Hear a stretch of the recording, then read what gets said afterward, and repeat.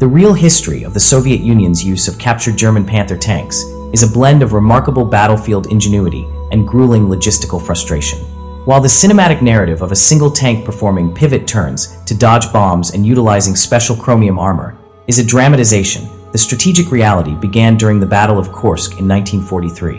When the Red Army first encountered the Panzerkampfwagen V, they were faced with a machine that possessed a terrifying 75mm KWK-42L by 70 gun, capable of sniping Soviet T-34s from distances where the Soviet tanks couldn't even return effective fire.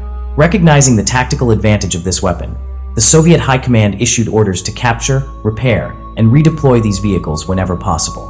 One of the most documented cases was the unit under Lieutenant Sotnikov, which successfully operated captured Panthers during the drive toward Warsaw in 1944. Soviet crews generally praised the Panther's superior Zeiss optics and its ability to penetrate almost any German armor from the front.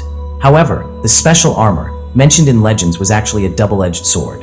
While the sloped frontal glacis was revolutionary, the quality of the steel varied wildly. Early in the war, the armor was high quality, but by late 1944, German industry suffered from a critical shortage of molybdenum. This lack of alloys made the Panther's hull brittle. Soviet testing at the Kubinka proving grounds revealed that while the armor might stop a shell, the internal surface would often spall, sending lethal shards of metal flying into the crew compartment. Furthermore, the tank was a mechanical nightmare for the Red Army. The Maybach engines were prone to overheating and fires, and the complex, interleaved road wheels would freeze solid in the Russian mud and ice. Unlike the rugged and simple T-34, a Panther required specialized high-octane fuel and proprietary German spare parts that were nearly impossible for the Soviets to source. The danger of friendly fire, a central theme in your story, was a very real and constant threat. To a Soviet anti-tank gunner or an IL-2 Sturmovik pilot, the silhouette of a Panther meant enemy. To survive, Soviet crews took extreme measures, such as painting massive white or red stars on the turret, and even the roof of the tank to signal to aircraft.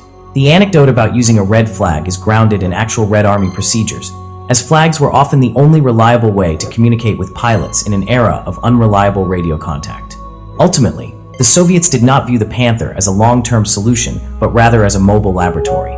By capturing these tanks and bringing them back safely to research centers, Soviet engineers were able to analyze the German long-barrel technology and sloped armor.